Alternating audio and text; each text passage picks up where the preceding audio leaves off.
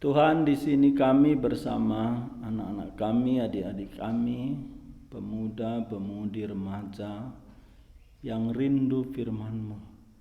Kami mohon belas kasihan Tuhan turun atas kami. Biarlah kebenaran firman-Mu Tuhan boleh nyatakan melalui kekuatan dan kuasa Roh Kudus. Demikian setiap kami Tuhan layani, dan demi nama Yesus Kristus Tuhan kami, semua pekerjaan setan iblis jauh daripada kami. Juga semua beban pikiran kami, keletihan kami, Tuhan angkat. Tenangkan jiwa kami, segarkan tubuh kami. Berikan firman-Mu bagi kami, bahwa kami dekat kepada Tuhan, mengenal Tuhan dan mengenal siapa kami. Hamba-Mu yang lemah kami serahkan ke dalam tangan belas kasihan Tuhan. Biarlah Tuhan menopang dia, membungkus dia dengan darah Kristus, dan bawa ke salib Kristus. Dan biarlah dia boleh menyampaikan firman-Mu bersama Kristus. Ini doa kami Bapa, dalam nama Tuhan Yesus kami berdoa. Amin. Selamat sore untuk kita semua. Di sini ada Debbie baru datang Pia. Iya, Debbie ini jauh terbang Jumat lalu. Iya, dari Tokyo kan agak jauh ya. Ada Mima, ada adiknya. Adiknya siapa namanya? Elisa. Iya, Debbie, Mima, Elisa ya. Nanti kalian boleh kenalan. Sore ini kita coba berbincang-bincang lah, ya. Berbincang-bincang tentang diri kita. Siapa kita? Siapa kita manusia? Ya. Kalian pernah membandingkan diri dengan ciptaan yang lain, umpamanya dengan burung begitu. Burung kok nggak perlu susah gitu. Burung terbang pagi-pagi cari makan, dapat makan sambil berkicau nyanyi. Kalau ngantuk tidur di atas pohon, nanti kalau sore pulang ke sarang. Nggak susah. Ya mari. Ini Yobel, ini peserta paling muda. Kita bisa membandingkan diri dengan ciptaan yang lain. Ya, alangkah nyamannya seperti burung umpamanya.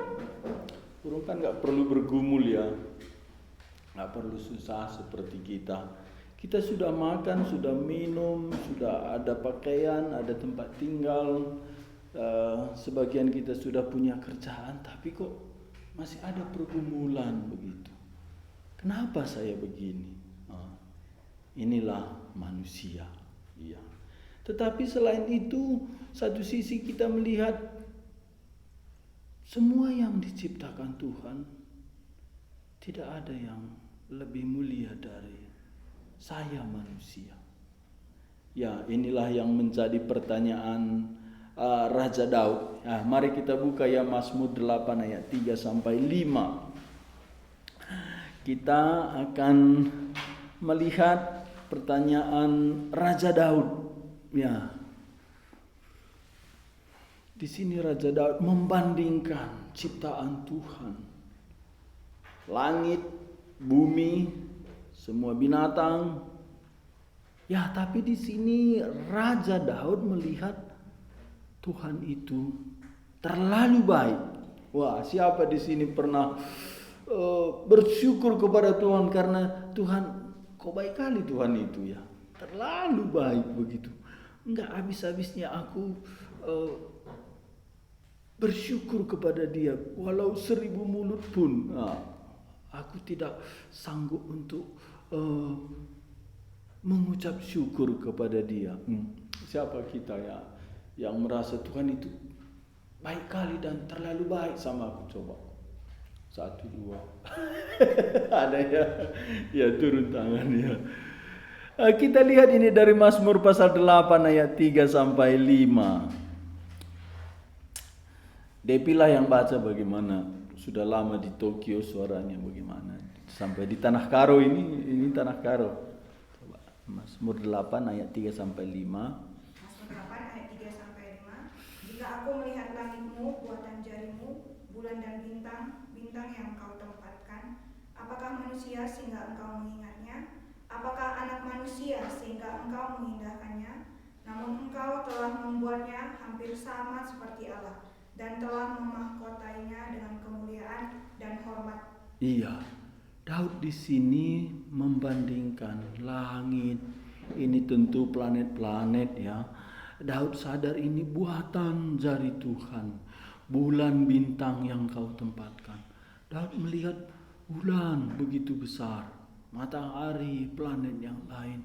Tuhan cipta. Tapi itu tidak lebih mulia dari manusia. Manusia yang hanya berapa puluh kilo ini saja, 60, 70, ya sebagian kita mungkin 80 kilo. Kenapa Tuhan perhatikan? Apakah manusia sehingga engkau mengingatnya? Apakah anak manusia sehingga engkau mengindahkannya? Jadi Daud pemazmur di sini merenungkan Tuhan Allah mengingat dia. Tuhan Allah memperhatikan dia. Tuhan Allah mengindahkan Daud. Di mana di sini Tuhan Allah memperhatikan Daud, dan Daud di sini dirinya pribadi dan semua manusia lain. Namun engkau telah membuatnya hampir sama seperti Allah, dan telah memahkotanya dengan kemuliaan dan hormat. Ya, hampir sama seperti Allah. Kenapa ini? Ini suatu pujian, tapi satu sisi ini suatu perenungan yang tidak habis-habis dipikirkan Daud. Masa sih Tuhan memperhatikan manusia ini? Dia cipta planet-planet, dia cipta binatang, dia cipta burung-burung, semua yang dibutuhkan manusia. Siapa manusia ini? Ini Daud kira-kira 1000 tahun sebelum Kristus sudah bergumul dengan ini, dan dia dipimpin Roh Kudus menuliskan siapa manusia ini. Ya, ini PA kita sore ini. Kita mulai dari pertanyaan Daud. Lalu pertama kita melihat manusia menurut ordo ciptaan. Ya, ordo kalian tahu ya urutannya itu. Manusia itu kira-kira dalam ordo ciptaan kapan dicipta? Yang kita ingatlah.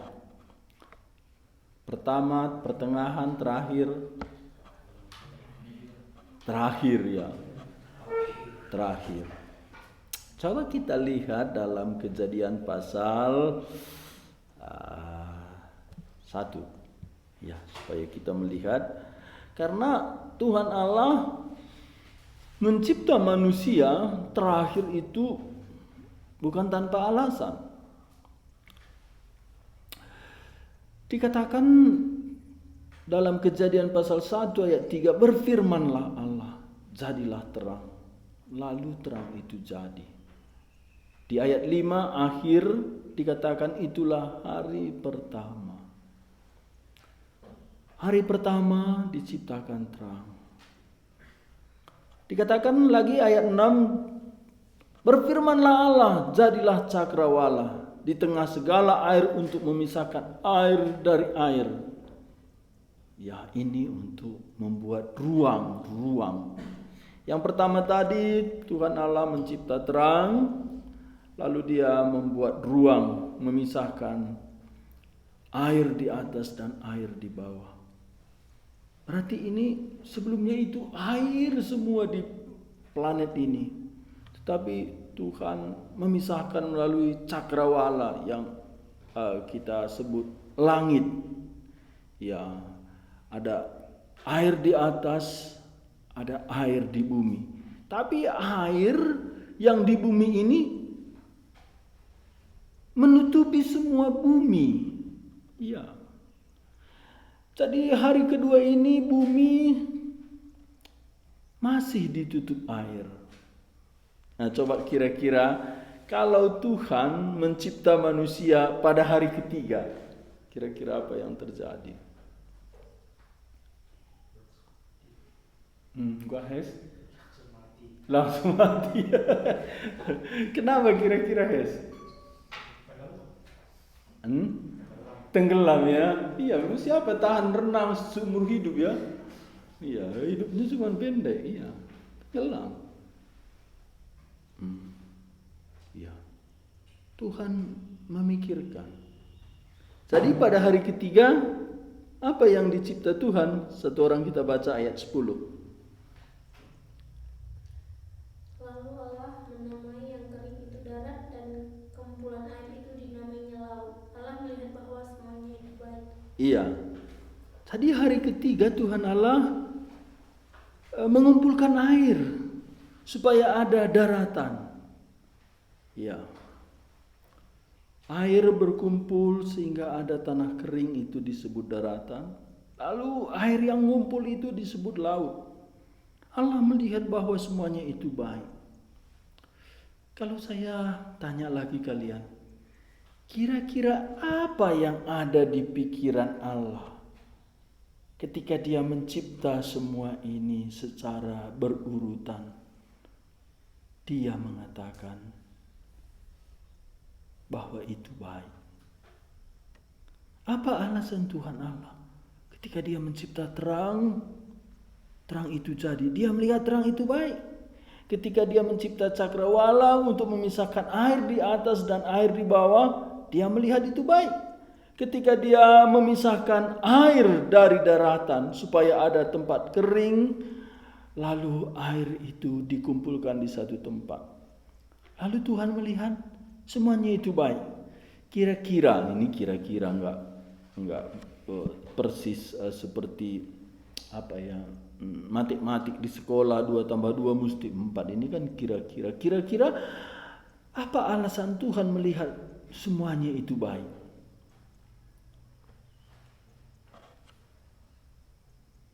Jadi terang, jadi cakrawala, jadi daratan, air ngumpul satu tempat. Semua yang difirmankan Allah jadi. Lalu Tuhan melihat semua itu baik.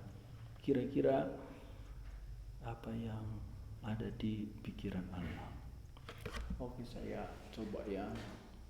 Dulu waktu buat ini, kita buat gambar dulu sama tukang. Lalu buat gambar, akhirnya dieksekusi, dipasang tiang, lalu dicor di atas, satu-satu selesai. Wah, saya waktu itu senang, foto-foto di sana. Saya senang, saya lihat itu bagus ini. Kira-kira apa yang ada dalam pikiran saya? Kalian terkalah, nggak ada salah. Sesuai harapan. Harapannya apa, Miss? Anak-anak pasti akan merasa nyaman bisa berada di ruangan ini gitu. Iya, betul. Saya terus melihat anak-anak tenang ini. Ruangannya agak tinggi, anak-anak tenang. Wah, anak-anak mungkin nanti di sini ada nangis gitu. Ada pipis celana. Guru pipisnya nanti sibuk, tapi anak-anak itu nanti bisa kenal huruf A, B, anak-anak bisa hitung, lalu anak-anak bisa mendengar firman Tuhan. Saya melihat setiap apa yang difirmankan Tuhan itu terjadi dan Tuhan melihat itu baik. Dalam pikiran saya, Tuhan terus melihat puncak ciptaan ini. Dia akan mencipta manusia yang kata Daud mirip dengan Dia sendiri, Tuhan Allah sendiri. Tuhan Allah melihat air itu ngumpul, Dia lihat daratan, Dia melihat itu baik. Wah, sudah ada tempat tinggal Sarah, Diki, Elisa, wah, Mimo. Tuhan Allah senang. Tuhan Allah dalam hati pikirannya itu sudah melihat manusia memang berdosa. Tapi aku mencipta dia. Sebagian nanti lahir di Bogor, lahir di Tapanuli Utara, sebagian lahir di Langkat, lahir di Kabanjahe. Wah, Tuhan sudah melihat itu semua. Sehingga dia mengatakan semua itu baik. Nah, lalu setelah dia memisahkan daratan dan mengumpulkan air, dikatakan dalam ayat 11 Kejadian pasal 1 tadi, satu orang lagi kita baca. Berfirmanlah Allah, hendaklah tanah menumbuhkan tunas-tunas muda, tumbuh-tumbuhan yang berbiji, segala jenis pohon buah-buahan yang menghasilkan buah yang berbiji, supaya ada tumbuh-tumbuhan di bumi, dan jadi demikian. Iya, setelah ada daratan, Tuhan berfirman, hendaklah tanah menumbuhkan tunas-tunas muda, ada sayur, kol, ya sayur kol, kan ada lagu ya, sayur kol, ada asparagus, ada sayur putih, tumbuh. Lalu belum selesai, tumbuhlah tumbuhan berbiji, ada gandum. Ini orang Karo, orang Batak, dia makan gandum gak suka ini. Dia tumbuhkan padi, ada padi. Dia tumbuhkan. Lalu ada lagi buah-buahan yang berbiji, dagingnya bisa dimakan, makan jambu. Manusia makan jambu. Tapi daging jambu dimakan ada bijinya. Dikatakan ayat 13, itulah hari ketiga. Tapi setelah tumbuhan ini tumbuh, ya perlu matahari. Ayat 14 sama-sama kita baca. Berfirmanlah Allah, jadilah benda-benda penerang pada cakrawala untuk memisahkan siang dari malam. Biarlah benda-benda penerang itu menjadi tanda yang menunjukkan masa-masa yang tetap dan hari-hari dan tahun-tahun. Iya, ini diciptakannya benda penerang, matahari, bulan, bintang. Bukan saja untuk tumbuhan, tapi itu mengatur musim-musim, hari-hari. Senin, Selasa, Rabu, Kamis, guru sekolah minggu, acara anak-anak, guru TK. Untuk apa itu?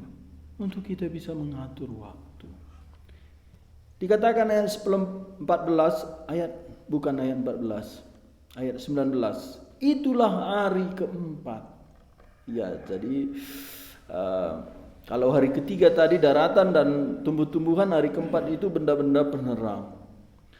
Tapi ayat 20, satu orang lagi baca. Berfirmanlah Allah, hendaklah dalam air berkelihatan makhluk yang hidup, dan hendaklah burung berterbangan di atas bumi melintasi cakrawala. Iya, air ini kan kosong, ini pemborosan ini. Oh, hendaklah di situ ada ikan, ada cumi, ada kepiting, ada lele, ada ikan teri, ada ikan besar. Tapi pohon-pohon juga sudah ada besar-besar. Ada buah pohon kecil-kecil. Perlu ada yang mengisi. Diciptakanlah burung-burung. Coba sebelum ada daratan diciptakan burung-burung. Kira-kira bagaimana? Mana tahan burung terbang terus ya? Iya. Ini hikmat Tuhan. Inilah hari yang kelima. Ya, ini terus kita masuk menuju hari-hari terakhir penciptaan. Lalu dikatakan dalam ayat 23, jadilah petang, jadilah pagi, itulah hari kelima. 24 sampai 25 sama-sama kita baca. 1, 2 ya. Berfirmanlah Allah, hendaklah bumi mengeluarkan segala jenis makhluk yang hidup, ternak dan binatang melata, dan segala jenis binatang liar, dan jaga hari liar. Allah menjadikan segala jenis binatang liar dan segala jenis ternak dan segala jenis binatang melata di muka bumi. Allah melihat bahwa semuanya itu baik. Iya.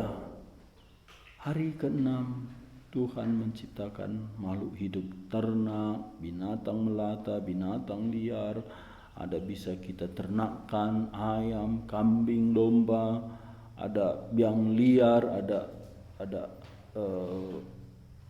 kijang, ada buaya, semua dicipta Tuhan, semua jadi.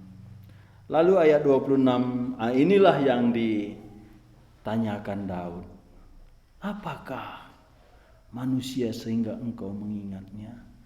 Apakah anak manusia sehingga engkau mengindahkannya? Namun engkau telah membuatnya hampir sama seperti Allah.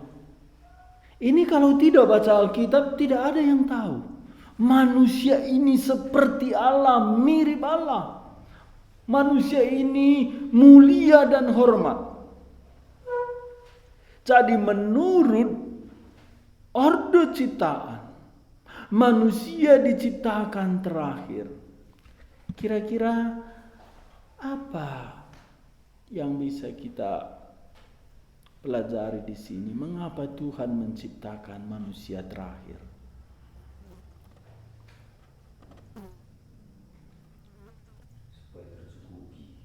Supaya tercukupi kebutuhan untuk kehidupan manusia. Ya. Jadi Tuhan mencipta manusia terakhir, ordenya itu terakhir, supaya manusia cukup semua apa yang dia butuhkan untuk hidup di bumi. Kalau demikian, apa yang ada dalam pikiran kalian ketika kalian gak ada uang umpamanya? Ya sebenarnya kita jarang sih gak punya uang. Istri saya pernah tanya, ada uang dulu? Katanya, Lid, sendu? Iya, Lid. Sekali katanya, aku di bawah 100 juta terus ada. Aku bilang, katanya, iya di bawah 100 juta. Aku bilang, piga ya katanya, 20.000 kan. Di bawah 100 juta.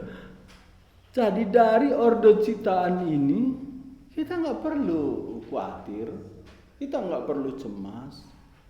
Tuhan yang sibuk cipta terang, cakrawala, daratan, tumbuhan, ada matahari, ada ikan, burung, ada binatang melata, ternak, liar. Tuhan yang sibuk untuk apa?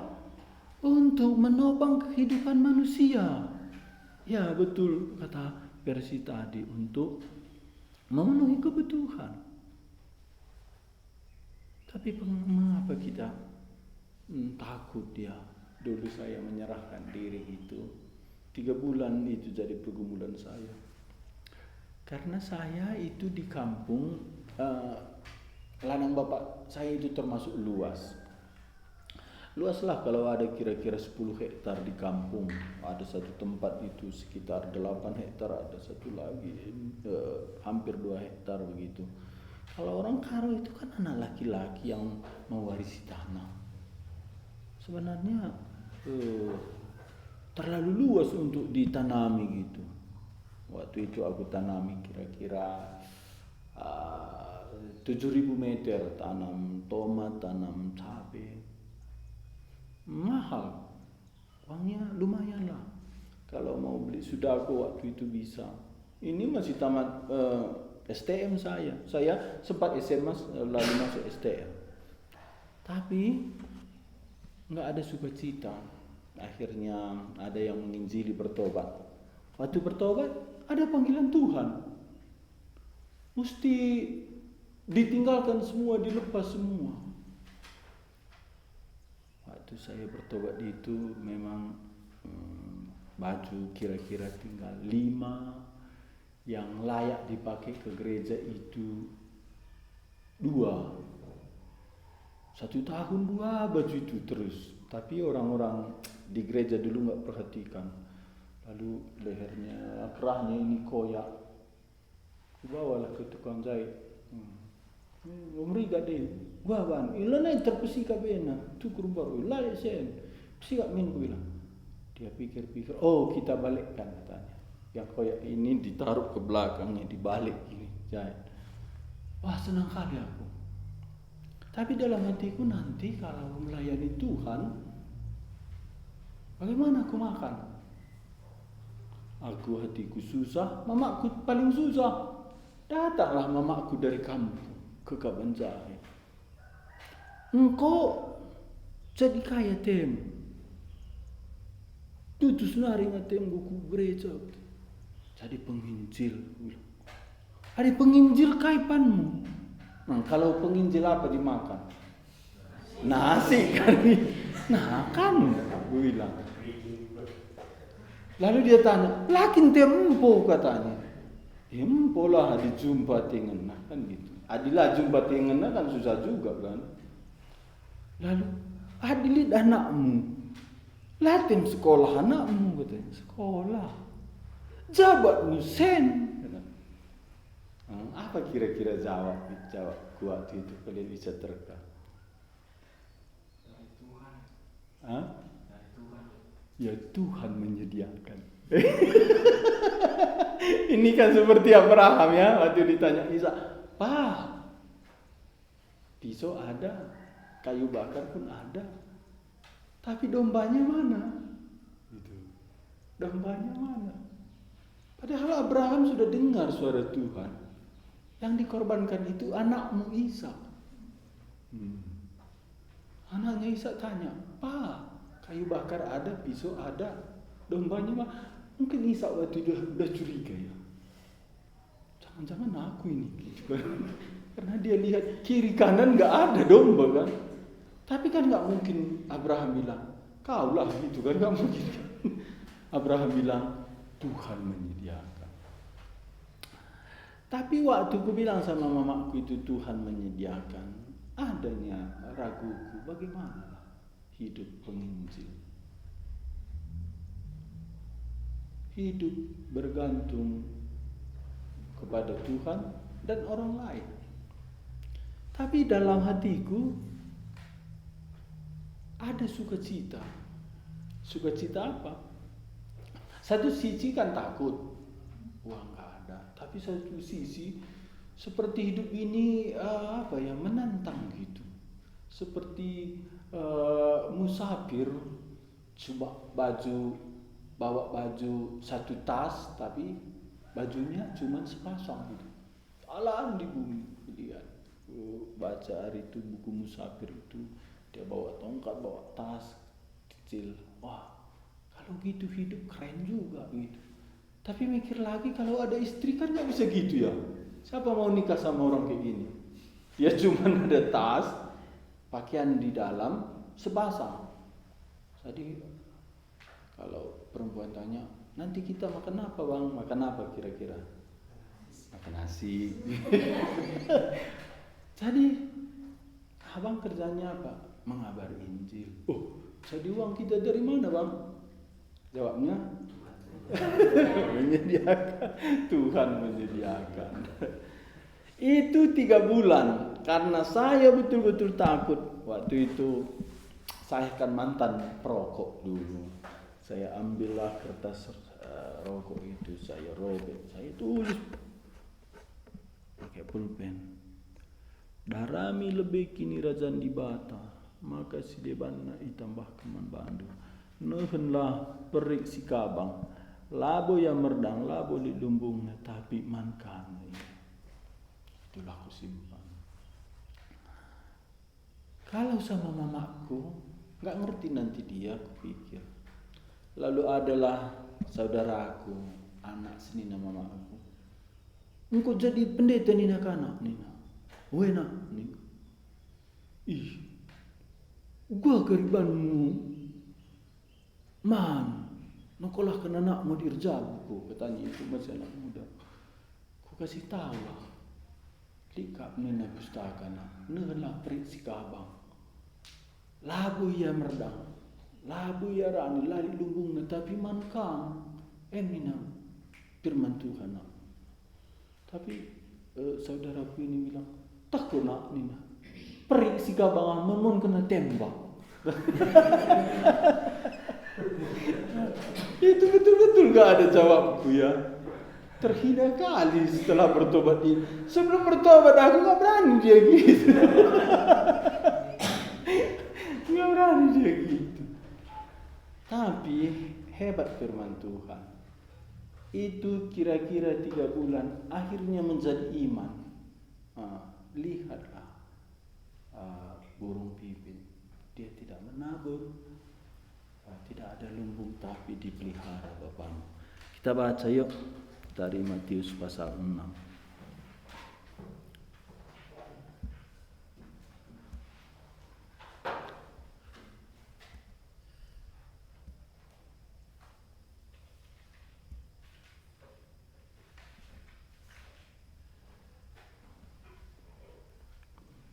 Ayat 26 satu orang, mulai dari ayat 25 lah sampai 26.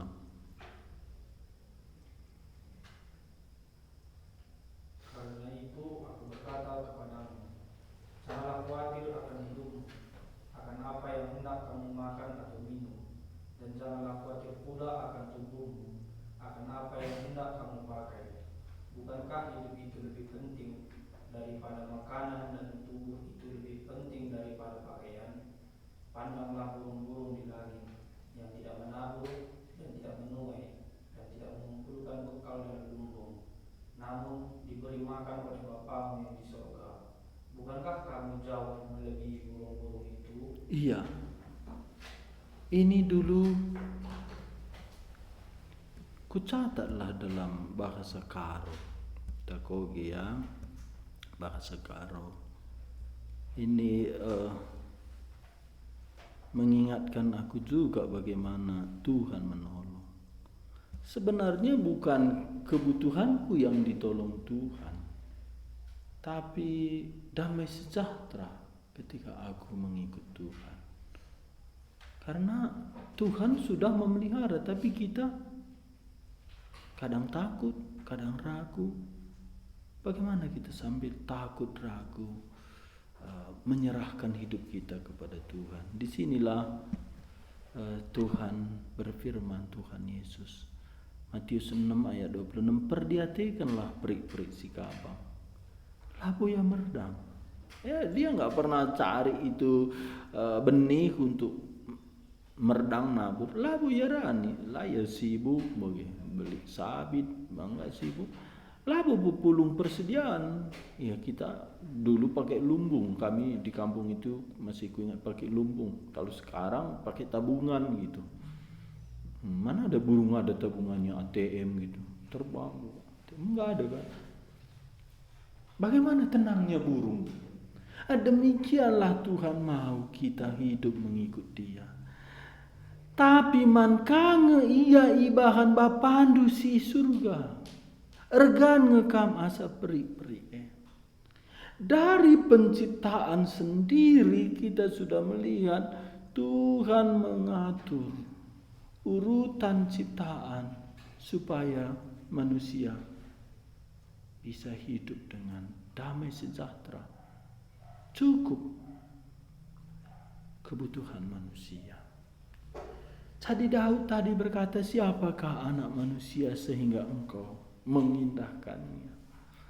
Kalau bahasa Karo di sini, maka ipe sikap-sikap ndu. Bukan 1 hari, bukan 2 hari, setiap hari kita ini dipesikap-sikap Tuhan. Tuhan bekerja dalam seluruh hidup kita supaya hidup kita makin baik, makin sesuai dengan rencana Tuhan. Jadi siapakah kita manusia sehingga Tuhan memelihara hidup kita sedemikian? Ini yang pertama dari ordo penciptaan kita melihat tujuan Tuhan mencipta manusia terakhir supaya cukuplah. Ya, mungkin kita ke ladang sebagian, ada guru, ada di kantor, ada perbinaga. Semua itu cara Tuhan untuk memberkati kita. Ya. Jadi kalau begini bagaimana? Kita baca ya. Ini yang penting.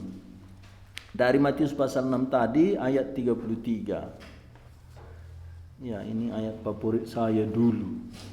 Hari ini pun kalau ada pergumulan dalam keuangan, ku ingat juga ini. Sama-sama Matius pasal 6 ayat 33. 1, 2, ya. Tetapi carilah dahulu kerajaan Allah dan kebenarannya, maka semuanya itu akan ditambahkan kepadamu. Iya, tetapi carilah dahulu kerajaan Allah dan kebenarannya. Apa itu kerajaan Allah? Orang yang pertama mengerti kerajaan Allah, orang yang disalib bersama Tuhan Yesus. Jikalau engkau datang sebagai raja, ingatlah aku. Apa itu kerajaan Allah? Yesus Kristus Raja. Yesus Kristus Raja. Dia datang sebagai Raja. Tapi kok dia mati disalib? Supaya kita bisa masuk ke dalam bagian kerajaan Allah. Dia yang tidak berdosa mati mengganti kita. Supaya kita bisa diadopsi, diangkat menjadi anak-anak Allah, menjadi warga kerajaan Allah. Jadi apa artinya carilah dahulu kerajaan Allah? Apakah kita sudah anggota kerajaan Allah? Apakah kita sudah diampuni Allah? Apakah kita sudah ditebus Yesus Kristus?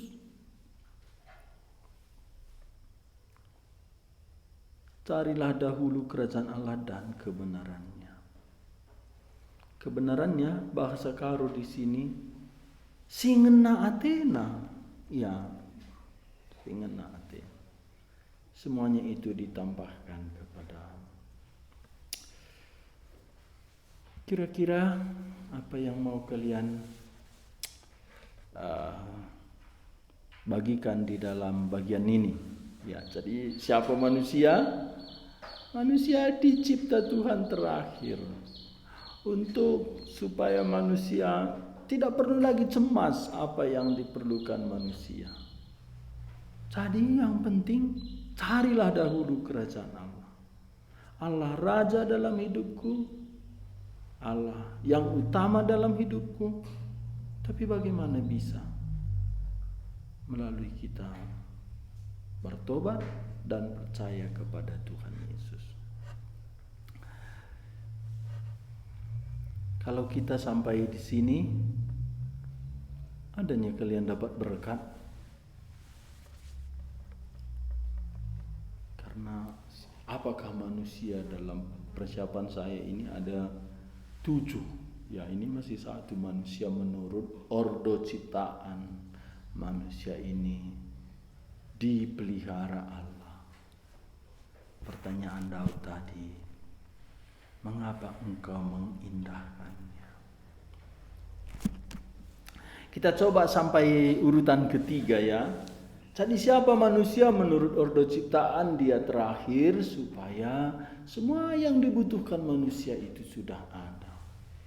Yang kedua, siapa manusia ini? Kejadian 1 ayat 26. Ya, kita kembali kepada Kejadian. 3 lah kita coba hari ini, tetapi yang 2 dan 3 ini enggak terlalu panjang. Ya, yang tadi yang panjang karena memang Tuhan 5,5 hari mempersiapkan kebutuhan manusia. Manusia itu kan dicipta pada hari ke-6. Dan hari ke-6 bukan saja manusia, sebelum manusia ada binatang-binatang. Jadi kalau kita bagi waktu itu ada 6 hari, manusia terakhir, ya, lebih panjang persiapan menanti Tuhan mencipta manusia daripada Tuhan langsung mencipta manusia itu. Ya, kita lihat Kejadian 1 ayat 26. Satu orang lagi baca.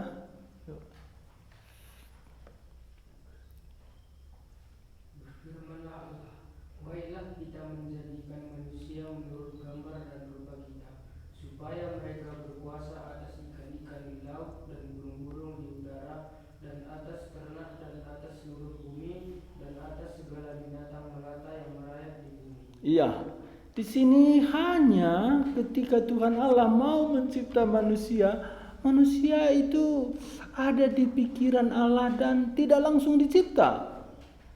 Tidak seperti otomatis gitu spontan begitu. Tapi Tuhan Allah berkata, baiklah kita. Selain terakhir, di sini seperti ada jeda gitu. Kalau tadi tak cipta tiap hari, ketika Tuhan Allah mau mencipta manusia, jeda dulu. Rapat yuk. Allah Bapa di sini bicara, rapat yuk. Allah Anak, ya Bapa. Allah Roh Kudus juga taat.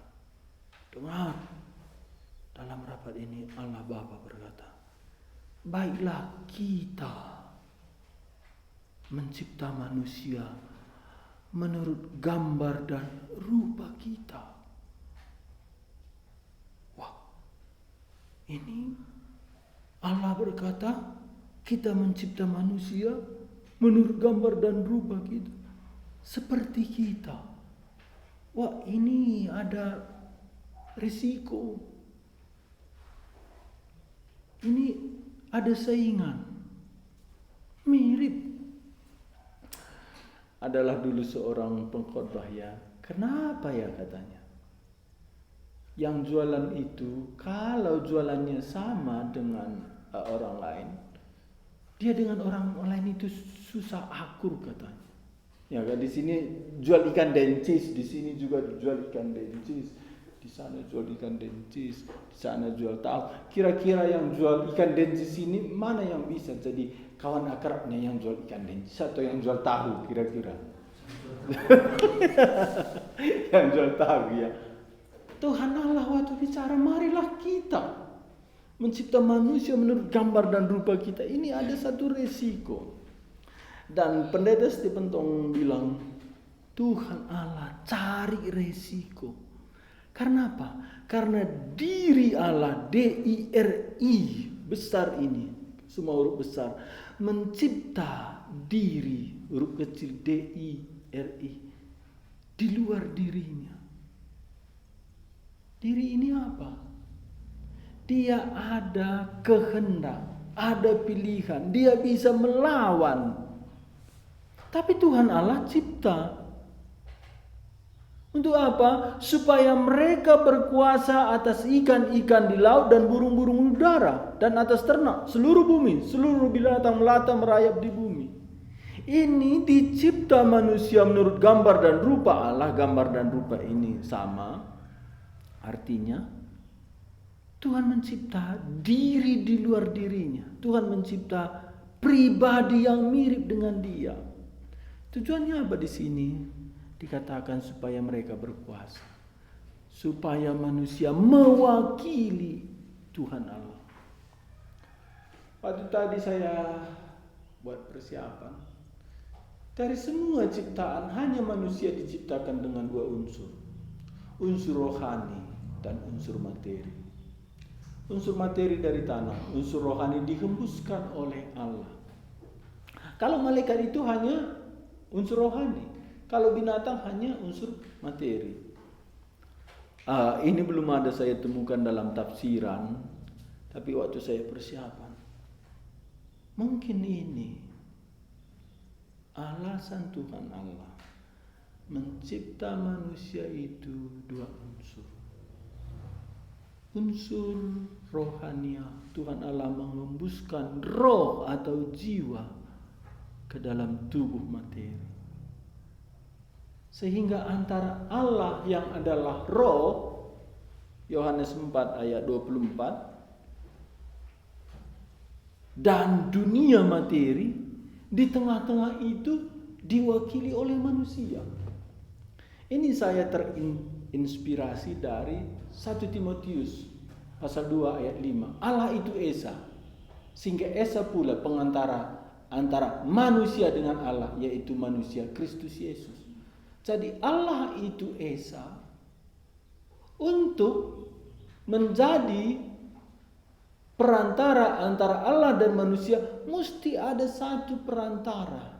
Dia Allah sekaligus manusia. Dan itu manusia Yesus Kristus. Yesus ini kan dari bahasa Yehosua. Yehosua ini artinya Yahweh yang menyelamatkan. Jadi Yesus itu pribadi Yahweh. Pribadi kedua dari Allah Tritunggal, pribadi Yahweh yang menjadi manusia. Sehingga malaikat katakan kepada Yusuf, hendaklah engkau sebut dia Yesus, karena dialah yang menyelamatkan umatnya dari dosa. Jadi Yesus artinya Yehovah yang menyelamatkan. Jadi Yehovah yang menyelamatkan ini mesti jadi manusia. Kenapa? Karena manusia dengan Yehovah yang pribadi pertama Allah Bapa ini tidak bisa bertemu. Kenapa? Ada dua. Pertama, Allah itu roh. Kita ada unsur materi. Dan kedua itu kita sudah berdosa. Dan untuk memperdamaikan manusia dengan Allah, mesti ada pribadi yang tidak berdosa. Dia sepenuhnya Allah, juga sepenuhnya manusia. Sehingga inilah alasan Simon Petrus hari Pentakosta berkata, di bawah kolong langit ini tidak ada nama lain yang di dalamnya kita bisa diselamatkan selain nama Yesus, orang Nazaret. Tuhan Yesus juga berkata, tidak ada yang sampai kepada Bapa jikalau tidak melalui aku. Jadi antara Allah dan manusia ada gap yang tak mungkin dipertemukan dengan cara apapun. Agama, pendidikan, filsafat ada, kecuali Allah menyelesaikan gap ini. Caranya Allah sendiri datang menjadi manusia, sehingga Allah dan manusia ini bisa diperdamaikan di dalam pribadi Yesus Kristus. Dia Allah sepenuhnya dan manusia sepenuhnya. Waktu saya persiapan ini, mungkin juga manusia dicipta Tuhan. Ada unsur rohani. Ini satu bagian, karena Allah itu adalah roh. Ada unsur materi, karena dunia ciptaan ini materi. Kalau begini, mungkinkah antara Allah dan segala ciptaan ini manusia jadi pengantara? Saya tidak ragu ya. Karena faktanya demikian. Karena waktu penciptaan, semua ciptaan diciptakan untuk manusia. Dan manusia diciptakan untuk mewakili Allah. Wah, jadi panggilan kita ini hebat. Tadi ada kita guru. Bagaimana kita guru mewakili Allah di dunia ini. Petani, bagaimana kita sebagai petani mewakili Allah. Tuhan Allah beri perintah kepada Adam, peliharalah, ya, dan usahailah taman ini. Nah, inilah artinya gambar Allah, mirip Allah, rupa Allah. Iya.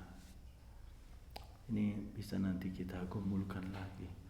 Betulkah di antara Allah dan dunia materi ini, aku manusia ditempatkan Allah? Ini yang kedua. Yang ketiga ya.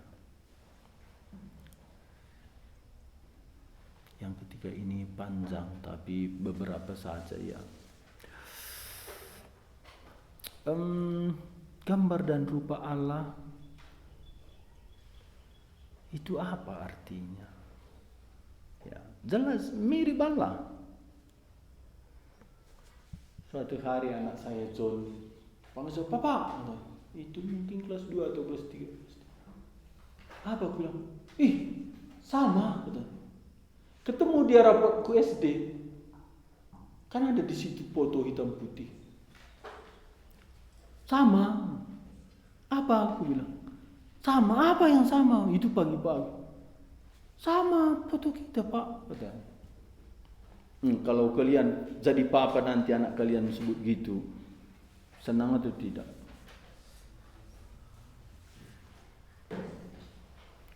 Kalau bilang anak kalian, aku sama kok sama tetangga, kata anaknya. Betul. Memang foto kami itu sama. Itu. Kepalanya pemerengnya sama, rambutnya cepaknya sama gitu. Kerutnya sama. Sama. Bangga kali dia. Aku mirip bapakku, katanya. Itulah kita mirip Tuhan. Untuk apa? Untuk mewakili Tuhan. Apa kita mirip dengan Tuhan? Kita akan selesai di sini. Alkitab mengatakan Allah itu kasih. Kita diberi potensi untuk mengasihi. Alkitab mengatakan Allah itu adil. Kita ada tuntutan keadilan. Allah itu dikatakan benar. Kita tidak mau tidak benar. Kalau teman sebangku kita 2 tambah 2 buatnya 4, kasih guru nilai benar. Kalau kita buat lagi 2 tambah 2 4, guru coret salah. Kira-kira apa respon kalian? Komplain ya? Kenapa komplain? Nggak adil ya. Di sini kebenaran dan sifat keadilan kita muncul. Kita tahu ini benar. Dari mana? Dari pikiran kita. Ini benar, kok disalahkan? Nggak adil ini. Begitu. Lalu dikatakan firman Tuhan, aku ini kudus, hendaklah engkau kudus. Inilah tuntutan Tuhan. Kita sebagai wakil Tuhan yang mirip Tuhan. Ada sifat Tuhan yang lain enggak mungkin sama kita. Tuhan Maha tahu, Tuhan Maha hadir, Tuhan Maha kuasa. Ini tidak ada tuntutan Tuhan. Ini hanya pada diri Tuhan. Tapi kasih, kebenaran, keadilan, kebaikan, ini semua dituntut Tuhan. Semua sifat ini disatukan, ini yang disebut Allah itu kudus. Jadi untuk apa kita belajar ini? Supaya kita kenal diri kita. Waktu kita baca ini, Tuhan penciptaku. Tuhan tidak mencipta Adam melalui proses ya. Karena Alkitab berkata, maka Tuhan Allah mencipta mereka, laki-laki perempuan, diciptalah mereka menurut gambar dan rupa Tuhan, langsung jadi. Tidak ada di sini teori evolusi. Dan Tuhan Yesus dalam Matius 19 ayat 4, dia merujuk kepada kejadian ini. Dari mulanya Tuhan Allah mencipta mereka laki-laki dan perempuan. Jadi langsung jadi laki dan perempuan. Sebelum dicipta, Tuhan menyediakan keperluan mereka. Waktu Tuhan mau mencipta, Tuhan berunding, jeda dulu. Mari kita cipta manusia sebagai gambar dan rupa kita. Sekarang kita sudah berdosa. Disinilah kita ditebus. Kita akan selesai di sini. Kita baca satu ayat dia dari Roma pasal 8. Waktu kita baca Roma pasal 8 ini,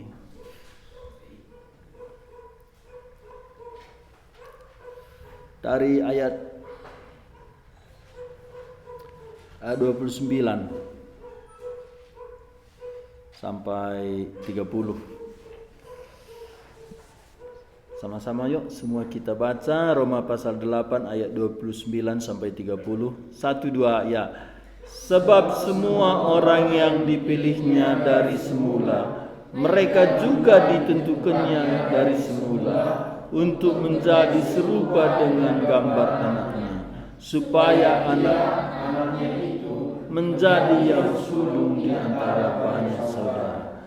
Dan mereka yang ditentukannya dari semula, mereka itu juga dipanggilnya.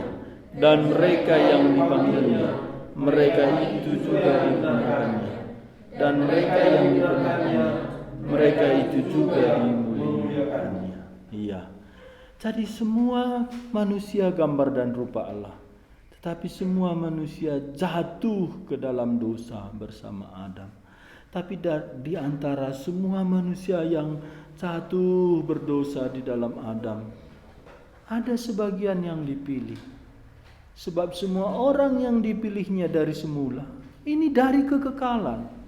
Sebelum Tuhan mencipta kita, Dia sudah ada rencana menyelamatkan kita. Mungkin kita tidak sadar, mungkin kita tidak tahu, mungkin kita seperti domba yang sesat. Tuhan menanti dan Tuhan bekerja supaya kita pulang. Akhirnya suatu hari ketika kita mendengar Injil, kita dibenarkan.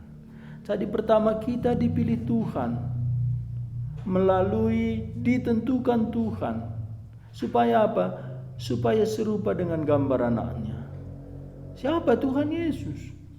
Karena apa? Karena kita dicipta menurut gambar dan rupa Dia. Tapi kita berdosa. Bagaimana supaya kita bisa kembali serupa dengan Dia? Dia sendiri turun ke dunia seperti kita manusia. Sehingga Dia yang tidak berdosa dijadikan dosa. Dia Allah menjadi manusia supaya kita manusia bisa menjadi anak-anak Allah. Jadi ini kabar penebusan. Dan penebusan ini tidak semua orang. Ada yang dipilih, ada yang ditentukan. Siapa? Kita. Supaya apa? Supaya gambar Allah yang rusak boleh dikembalikan. Kalau kita sudah percaya kepada Tuhan Yesus, gambar itu sedang diproses untuk kembali. Dan pasti kembali kepada gambar anaknya. Sudah dijamin. Dan waktu kita hidup di dunia ini, kita hidup di proses Tuhan kembali seperti anaknya. Sebelum kita bercakap-cakap, mari kita berdoa terlebih dahulu. Tuhan, firman-Mu boleh kami dengar. Tuhan mencipta kami terakhir. Dan ketika mencipta manusia, Tuhan berunding bermusyawarah. Dan Tuhan mencipta manusia begitu hormat mulia karena serupa dan segambar dengan Tuhan sendiri. Bawa hati kami seperti hamba-Mu Daud, kagum atas perbuatan-Mu mencipta kami. Dan biarlah kami boleh hidup dengan tenang, tidak khawatir apa yang kami makan, apa yang kami minum. Karena Tuhan terlebih dahulu memikirkan itu. Biarlah kami mencari kerajaan Allah. Karena Allah sudah memberikan Tuhan Yesus, anak-Mu yang tunggal, mati dan bangkit kepada kami. Tuhan, jikalau kami belum beriman kepada anak-Mu Tuhan Yesus yang bisa memperdamaikan kami dengan Engkau sendiri, beri kami iman.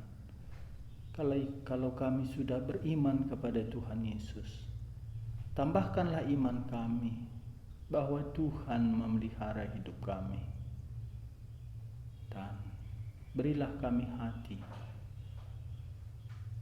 untuk memiripi Tuhan kami, mewakili Tuhan kami di bumi. Tuhan Allah yang kasih, biarlah kasih kami bertumbuh. Tuhan Allah yang benar, biarlah hidup kami makin hari makin benar. Tuhan Allah yang adil, Biarlah kami hidup di dalam keadilan. Tuhan Allah yang kudus, biarlah hidup kami semakin hari semakin dikuduskan, sehingga nama-Mu boleh dimuliakan melalui kami. Biarlah hidup kami berbuat baik, sehingga ketika orang melihat perbuatan kami, Tuhan Allah pencipta kami dan penebus kami boleh dimuliakan. Ini doa kami dalam renungan firman-Mu. Jikalau kami ada persekutuan, Tuhan boleh berkati. Dalam nama Tuhan Yesus kami berdoa. Amin. Saya menyerahkan kepada MC Joshua.